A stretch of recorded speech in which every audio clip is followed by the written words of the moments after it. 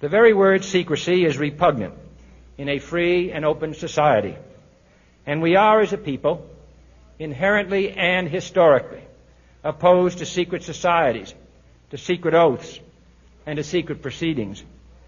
We decided long ago that the dangers of excessive and unwarranted concealment of pertinent facts far outweighed the dangers which are cited to justify it. Even today, there is little value in opposing the threat of a closed society by imitating its arbitrary restrictions. Even today, there is little value in ensuring the survival of our nation if our traditions do not survive with it. And there is very grave danger that an announced need for increased security will be seized upon by those anxious to expand its meaning to the very limits of official censorship and concealment. That I do not intend to permit to the extent that it's in my control.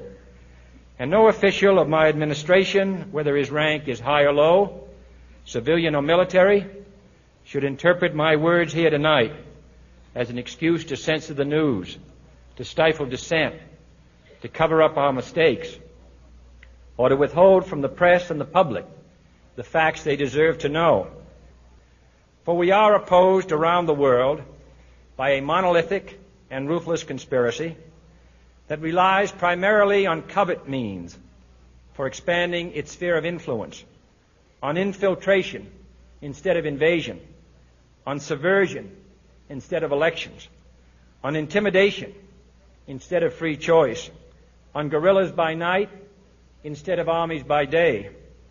It is a system which has conscripted vast human and material resources into the building of a tightly knit, highly efficient machine that combines military, diplomatic, intelligence, economic, scientific, and political operations.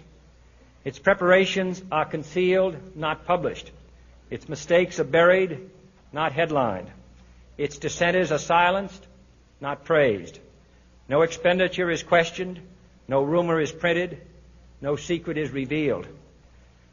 No president should fear public scrutiny of his program, for from that scrutiny comes understanding, and from that understanding comes support or opposition, and both are necessary. I am not asking your newspapers to support an administration, but I am asking your help in the tremendous task of informing and alerting the American people. For I have complete confidence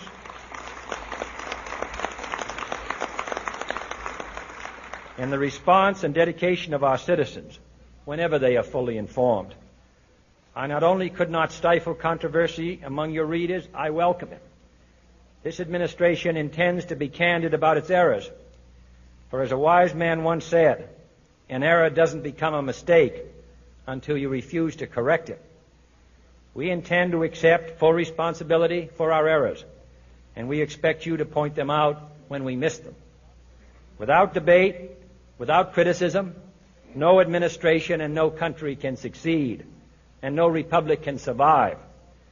That is why the Athenian lawmaker Solon decreed it a crime for any citizen to shrink from controversy.